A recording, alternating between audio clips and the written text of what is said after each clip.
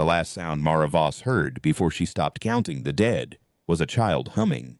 It was the kind of tune that has no name, something a mother makes up in the dark when the house is quiet and the baby won't settle. 4 notes, cycling. She heard it through the thin wall of the supply depot on the outskirts of what had once been a mid-sized logistics hub in the Colorado Plateau, a place that smelled now of rust and dry rot, and the particular sweetness of organic matter the wind had been working on for 5 years. She pressed her back flat against the corrugated steel. She waited. The humming stopped. Footsteps moved away. She breathed. That was how it had been since the Velkan came. Not with fire. Not with the kinetic theater of old science fiction. They arrived in atmospheric insertion pods the color of open wounds, deep violet red streaked with carbon scoring, and they walked out into a world that had already done most of their work for them. The Kessler pathogen had hit 18 months before first contact, airborne, elegant, catastrophically lethal to any human immune system that had passed its 28th year. The young survived. The immune, a narrow, unpredictable fraction of the population whose T-cell architecture happened to carry a specific receptor mutation, survived alongside them. Everyone else did not. 91% of Earth's 8 billion people were dead inside 14 months. The Velkan looked at what remained and decided it was manageable. They were not wrong by any measure their civilization had ever used. They cataloged survivors the way a field biologist catalogs invasive species, methodically, without malice, with the specific patience of something that has done this before on other worlds and expects to do it again on worlds not yet charted.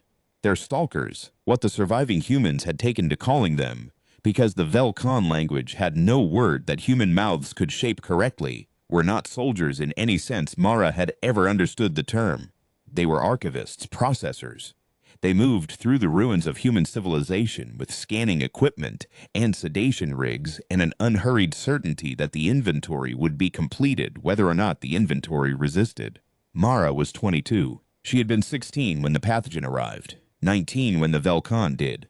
She had learned most of what she knew about surviving in the years between, the ones where humanity had been killing itself over the resources the dead had left behind.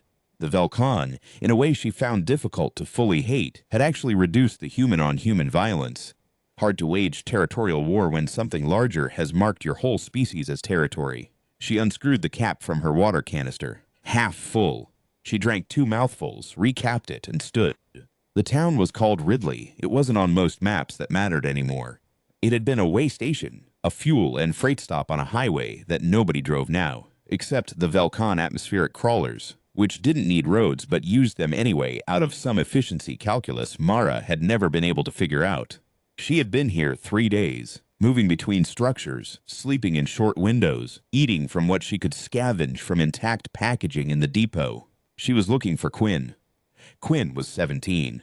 Mara had found her 8 months ago, half-starved and feverish in the basement of a collapsed school gymnasium 40 miles east, crouched over a dead radio she was still trying to fix. Quinn had dark circles under her eyes, a practical flat effect that occasionally cracked open to reveal something fiercely, almost aggressively alive, and the specific competence of someone who had been forced to learn everything from scratch with nothing to learn from.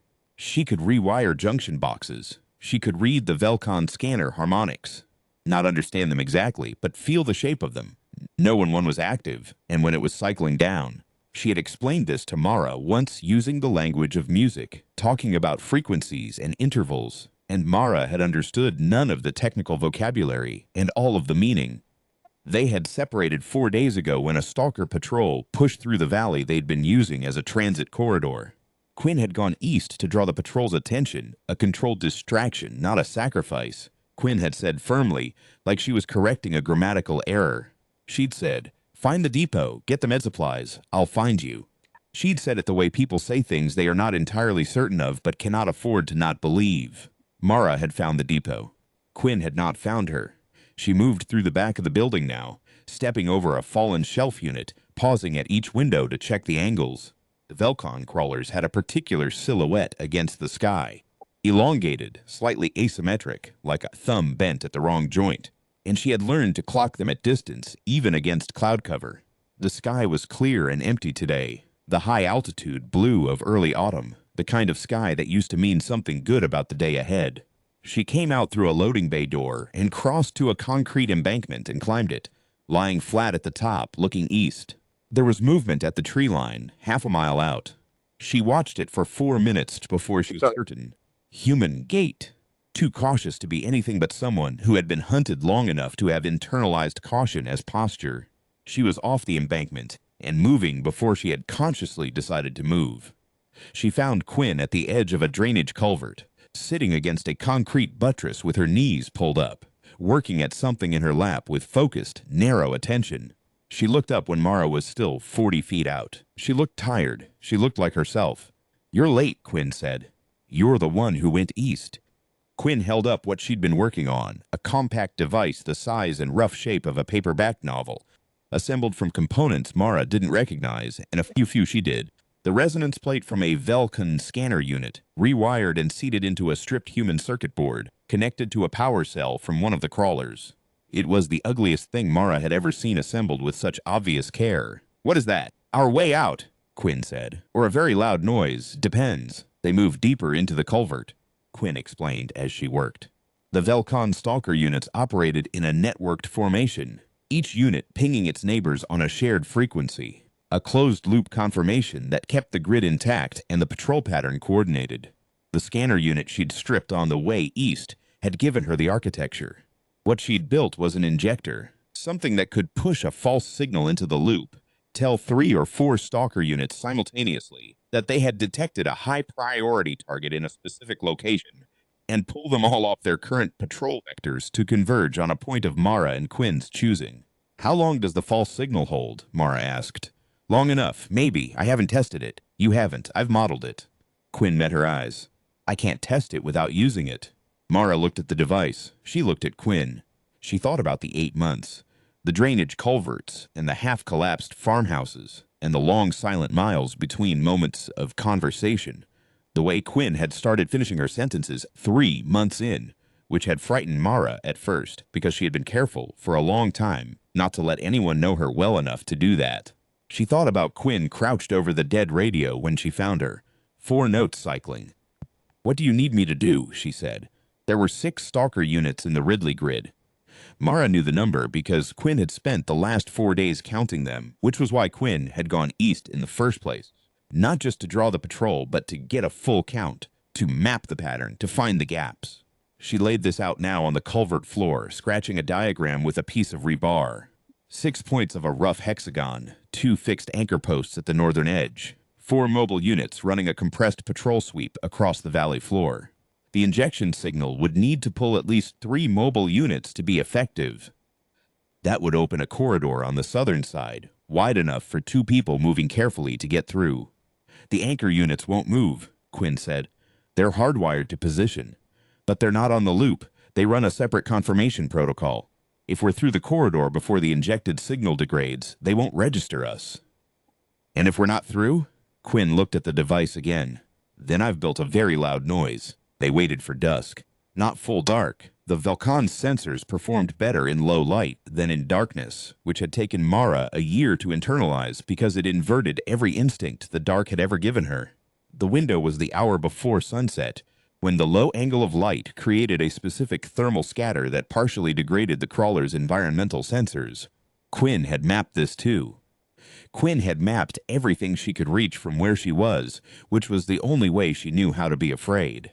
Mara found herself thinking, not for the first time, that Quinn was the most systematically brave person she had ever known. Not fearless. The opposite of fearless.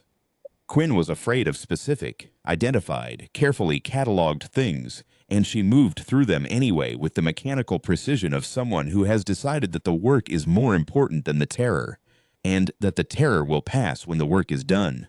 They moved out at 6:40. The low sun threw their shadows long across the dry grass, 2 thin dark shapes tracking east to west. Quinn held the device with both hands. Mara moved slightly ahead and to the left, watching the middle distance for the angular silhouettes of stalker frames. The first 2 mobile units were visible from the culvert exit, northeast and north, moving on their standard sweep. Quinn triggered the injection at 50 meters from the corridor mouth. The signal was silent from the outside. The only evidence of its transmission was a slight warmth in Quinn's palms, where the power cell sat against her skin. They watched. The northeast unit stopped. A 3-second pause, like a thought completed.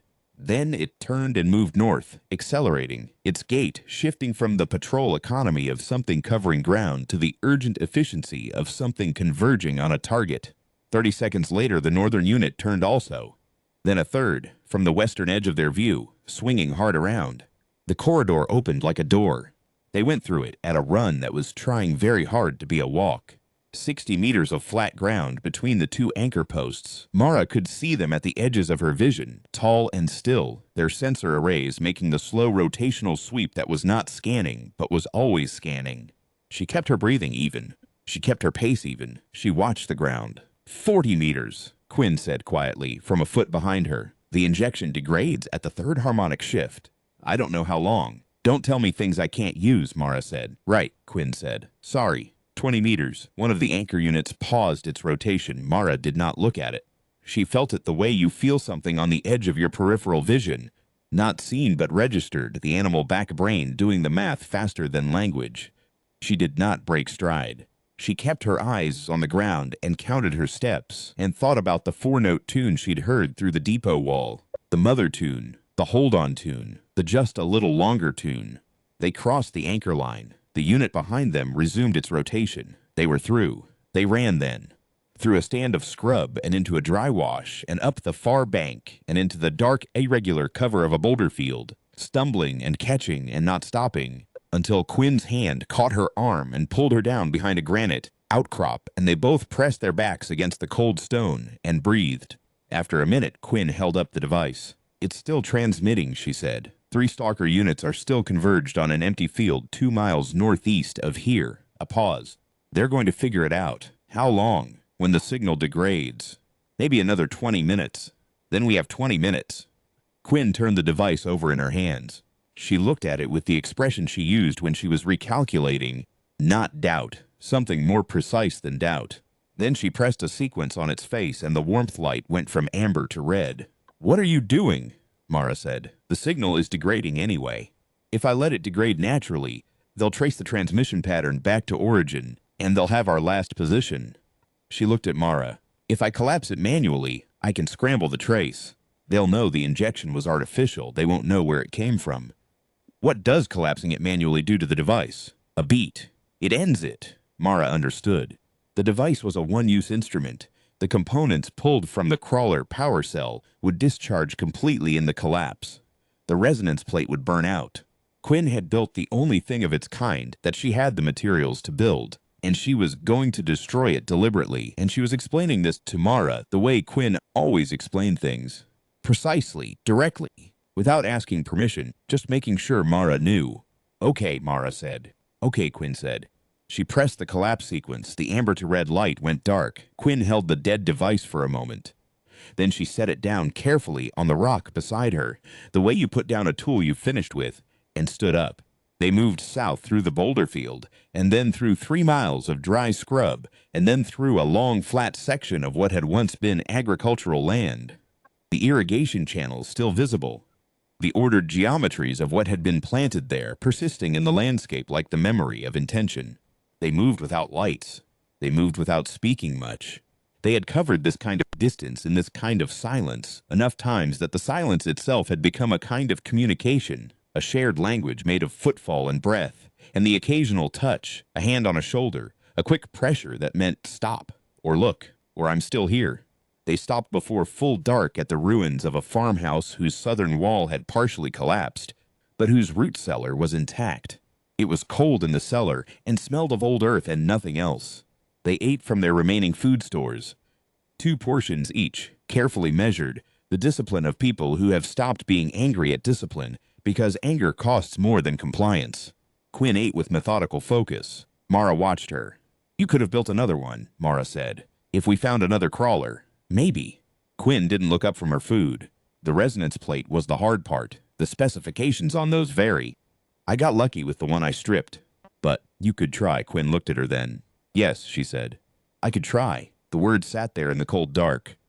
Mara thought about the 6 stalker units and the 20 minutes and the anchor posts that hadn't moved, and she thought about Quinn in the east for 4 days alone doing the patient, terrifying work of counting and mapping and understanding.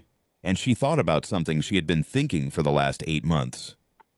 And had not said because she had been careful for a long time not to say things she couldn't take back. There's a relay station, she said, 80 miles south. Velcon Logistics Hub, one of the distribution nodes for the processing network. Quinn waited. I've been tracking it for 4 months. From a distance. I have the patrol patterns, the shift rotations, the maintenance windows. I have the grid architecture for the sensor network. She paused.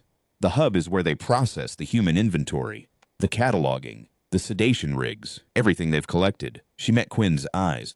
It's also where the network route is, the signal architecture that the stalker units run on. All 6 units in the Ridley grid and the 37 units in the regional sector and the 109 units in the divisional network, they all ping back to that route. The silence in the cellar was a different quality of silence now. If someone put an injection signal into the network route, Quinn said slowly, it wouldn't pull 3 units off pattern for 20 minutes. No, Mara said. It would tell the entire divisional network they had a high-priority convergence event. Every unit in a 100-mile radius would pull to a single point. Yes. And while they were converging, Quinn said, the remaining human population in the divisional sector could move. Not run. Move, organized, south, to the uncontrolled territories. Mara said nothing. She had run this logic herself enough times to know where the holes were. The device I just destroyed, Quinn said, worked on 3 units because it was running a localized injection at low power. The network route operates at, she paused calculating, orders of magnitude higher broadcast strength. The same device wouldn't touch it. No, I'd need to physically interface with the route architecture from inside the hub. Yes, Quinn put down her food. She looked at the root cellar ceiling, raw earth, cobwebbed, the occasional thin root threading down from the farmhouse floor above. She looked at it for a long time. You've been planning this for 4 months, she said. I've been gathering information for 4 months, Mara said. I didn't have a plan. I didn't have what I needed to make a plan. What did you need? Mara looked at her. You. It was quiet enough in the cellar that she could hear, very faintly, the wind working against the broken north wall of the farmhouse. It sounded like the world breathing around them, slow and indifferent, continuing its enormous business regardless. Quinn picked up her food again. Tell me everything you know about the hub, she said. She told her. All of it. The maintenance window she'd timed at 14 days, occurring on a 3-week rotation. The sensor shadow on the hub's eastern face, where a topographic feature created a persistent blind spot in the environmental array. The single crawler bay door that ran on a separate mechanical system from the rest of the hub's electronic locks. A redundancy measure that meant it could be opened from the outside with the right pressure sequence even when the main systems were active. The interior layout she'd reconstructed from the movement patterns of the units she'd observed entering and exiting. She laid it out the way Quinn laid things out, specifically, without dramatizing, cataloging the known and being precise about the unknown. Quinn listened with complete attention. She asked 3 questions. Mara answered 2 of them fully and the third partially, and Quinn noted the partial answer and did not push it, which was one of the things about Quinn that made the cold cellar less cold. They slept in shifts. Mara took the second shift and woke to a gray pre-dawn light filtering through the cellar hatch, and Quinn sitting cross-legged in the corner with a flat piece of metal sheeting on her lap that she'd stripped from the farmhouse interior, drawing on it with a piece of wire. She was drawing a circuit layout, the new device.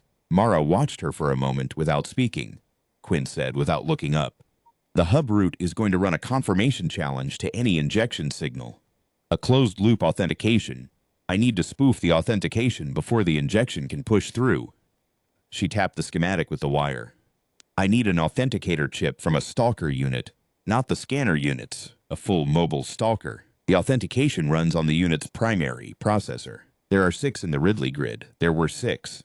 The 3 I pulled north are probably back on patrol pattern by now, which means they'll be running a deviation audit. The grid will be hot for at least a day. She finally looked up. But I know where the patrol paths will be during the audit.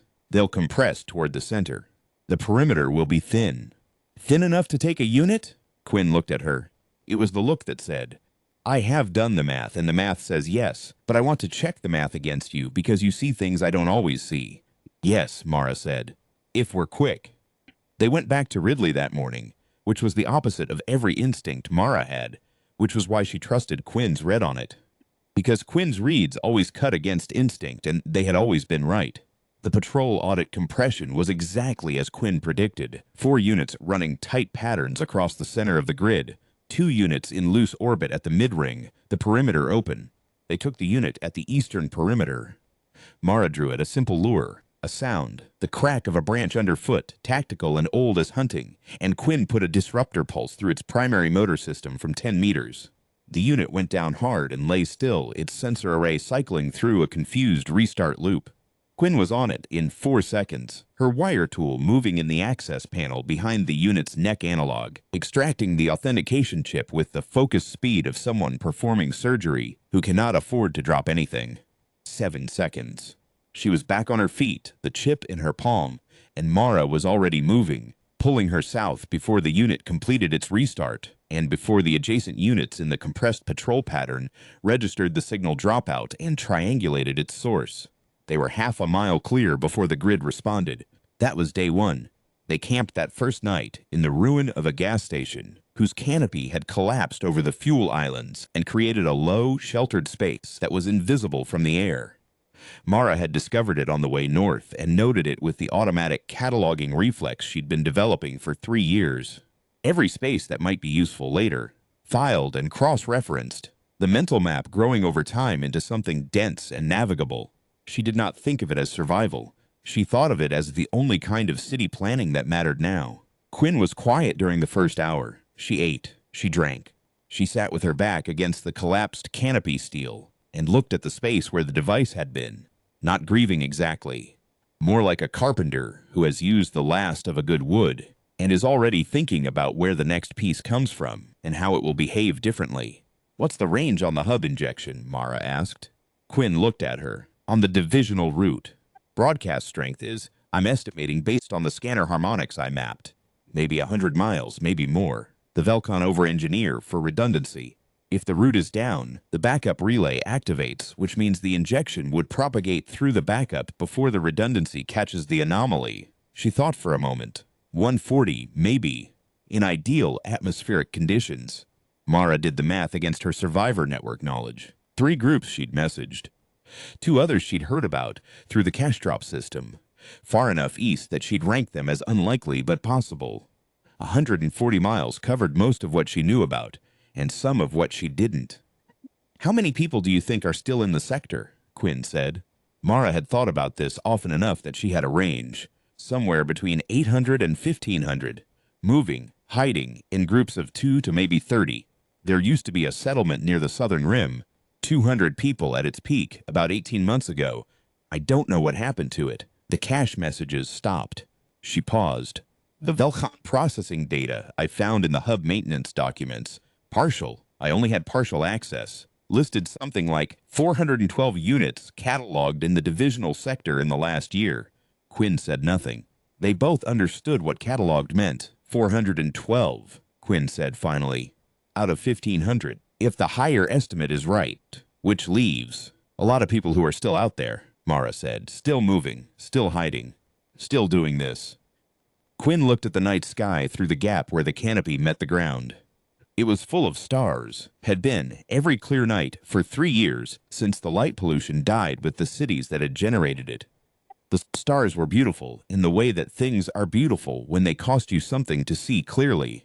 "My dad used to say," Quinn said slowly, like she was translating from a language she hadn't spoken in a while, "that the thing about humans is we're not actually that good at anything specific.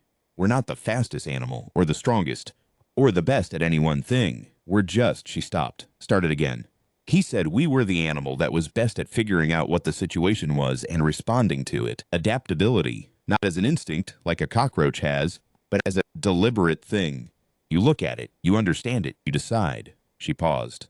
"He was a high school biology teacher. He sounds like he was good at it." He was. Quinn's voice was neutral and complete. "He died in the 2nd week of the pathogen. He was 34. Mara thought about the high school biology teacher who had taught his daughter to look at a situation and understand it and decide. She thought about the debt that gets carried forward when the people who make you are gone, how you carry their way of seeing whether you want to or not, how it becomes the structure of your thought. She thought about her own mother, the 4 notes, the hold-on tune. She died in the 3rd month, she said, not because Quinn had asked, but because the night was full of stars, and they had been close enough for 8 months that some things could be said into the air without direction. She was 31. She made it longer than most. Quinn nodded. She kept a notebook, Mara said, in the bad weeks, when she knew how it was going.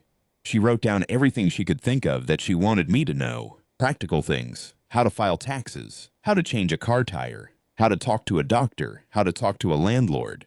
How to read a lease. She stopped. The absurdity of it, taxes, leases, the infrastructure of a world that was ending around her mother as she wrote, was too large to be sad about. It was something else. She filled 4 notebooks. I still have them, 2 of them. Quinn looked at her. Something in her expression shifted in a way that Mara recognized as Quinn, feeling something she hadn't planned to feel and deciding to let it happen anyway. What happened to the other 2? I had to move fast one time. I left them. I've thought about going back. Mara capped her water. I haven't. Quinn was quiet for a moment. Then we should sleep. Yeah, they slept in shifts. Marga took the 2nd shift and found, in the gap between sleep and waking, that she was thinking not about the hub or the device or the 140 miles of signal range, but about the notebooks. About her mother's handwriting, which had been cramped and leftward leaning and full of crossed-out revisions. Because her mother had always written like she was thinking out loud and was never quite sure she'd found the right word. How to talk to a landlord, how to read a lease. The specific practical architecture of a world that had stopped existing, preserved in 2 notebooks in a place Mara couldn't reach, already moldering or burned or decomposed, or simply gone the way everything goes eventually. Everything except the things you carry inside you, which are the only things that don't go. The 80 miles south took 3 days. They moved at the pre-sunset window when the thermal scatter was highest. They skirted 2 active patrol sectors and 1 Velcon atmospheric staging area, a cluster of insertion pods in a dry lake bed that smelled of the specific machine oil scent Mara had learned to associate with the crawlers.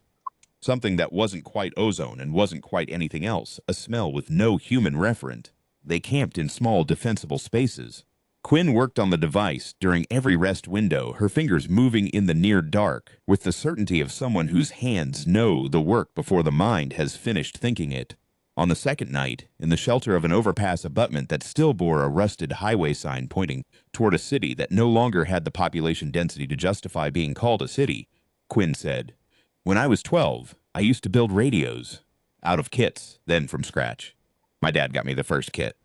She paused. "He died in the first wave." Mara said nothing, which was the right response. "I kept building them after," Quinn said. "Even when there wasn't anything to receive, I'd build them and turn them on and just listen to the static." Another pause. "Static sounds like rain. Did you know that? If you don't know it's static, it sounds exactly like rain." Mara thought about this for a while. She thought about Quinn at 12, listening to static that sounded like rain, in a world that was going quiet. She thought about the 4 notes she'd heard through the depot wall. She thought about all the things that people make when they are trying to hold on to what the world was. "My mom sang," she said, "when I was small. This tune she made up. No words, just 4 notes, over and over. I used to think it was boring. I used to ask her to sing me a real song." She stopped. "I'd give a lot to hear it now." Quinn looked at her. Then Quinn hummed 4 notes. Not the same 4, but close. Close enough that Mara had to look away for a moment at the underside of the overpass, at the rebar threading through old concrete, at the evidence of human construction persisting in the landscape the way the irrigation channels persisted, the way all human things persisted, imperfectly, stubbornly, through sheer material reluctance to disappear. "We're going to do this," Quinn said. "Not a question." "Yes," Mara said. The hub was exactly as Mara had mapped it. A converted logistics terminal at the southern end of a valley, the Velcon architectural addition sitting on top of the human-built structure like a language superimposed on an older text. The eastern face's sensor shadow was real and dimensioned correctly. The crawler bay door's mechanical redundancy was real and triggered correctly. They went through the shadow and through the door and into the hub's interior on the morning of the maintenance window, which ran 14 hours, which was 14 hours, during which the logistics network would be running reduced protocol, and the authentication challenges would be cycling on backup rather than primary confirmation. It was still the most dangerous thing Mara had done since the world ended. The hub's interior smelled of the Velkan machine oil and something else. Something organic and faintly bitter that Mara knew from the one time she'd been in proximity to a Velkan processing station and had not allowed herself to think about since. The lighting was low and wrong-colored, a deep amber that made everything look like a photograph developing. They moved through it without speaking. The network route was in the hub's deepest interior, a column of Velkan architecture that rose from floor to ceiling, its surface covered in the dense hexagonal interface panels that Mara had learned to recognize and Quinn had learned to read. It hummed at a frequency below hearing, something you felt in your back teeth and the base of your skull. Quinn approached it the way she approached everything, directly, without hesitation, with the specific quality of attention that meant she had been thinking about this moment for days and had already done most of it in her head. She pulled the device from inside her jacket. It was larger than the first one, more complex. The authenticator chip, seated in a custom cradle Quinn had shaped from a piece of the overpass rebar. It was still the ugliest thing Mara had ever seen. Quinn found the interface point. The device's connector aligned with the route's external port. Velkan interface standards were standardized across their network infrastructure. Quinn had known this from the first scanner unit she'd studied, had filed it away, had waited for a moment when it would matter. Moments like this were why Quinn cataloged things. She connected the device. The route hummed louder. The authentication challenge came through. Mara saw the amber light on the device face flicker in a rapid sequence. The challenge handshake, the pattern that without the authenticator chip would have locked the injection out entirely. With the chip, the device answered. The route accepted it. Quinn looked at Mara. Mara nodded. Quinn triggered the injection. What happened over the next 4 minutes was, from inside the hub, invisible. They had no way to see the divisional network. The 109 stalker units across a 100-mile radius receive the signal simultaneously and redirect.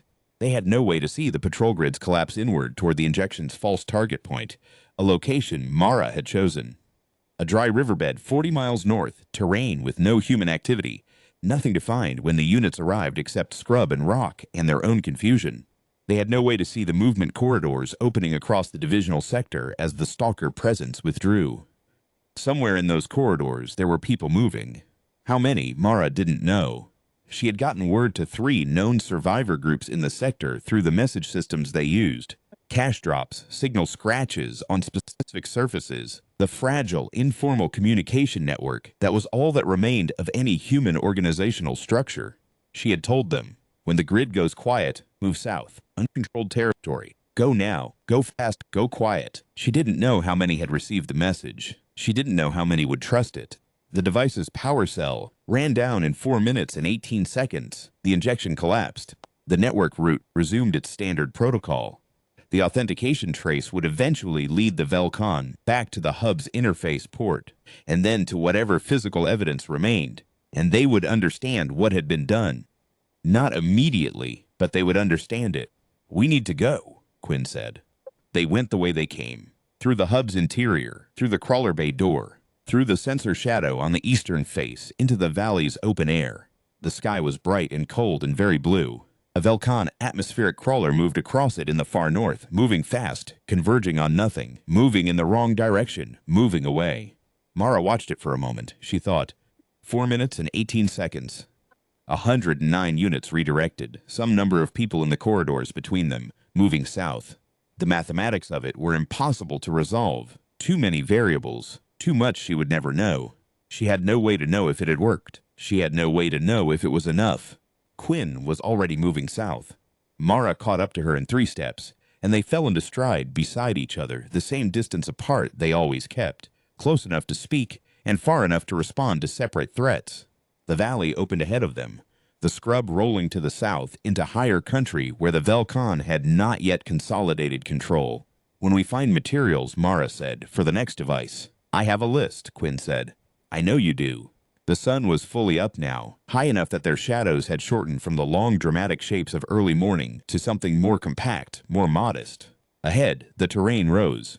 The uncontrolled territory. The place where the grid had not yet reached and the people who were moving would, if the distance was survivable, eventually arrive. Quinn hummed 4 notes. Not her 4 and not Mara's 4. Something new, something that moved between the two like a conversation, a pattern that hadn't existed before this morning. Mara listened to it.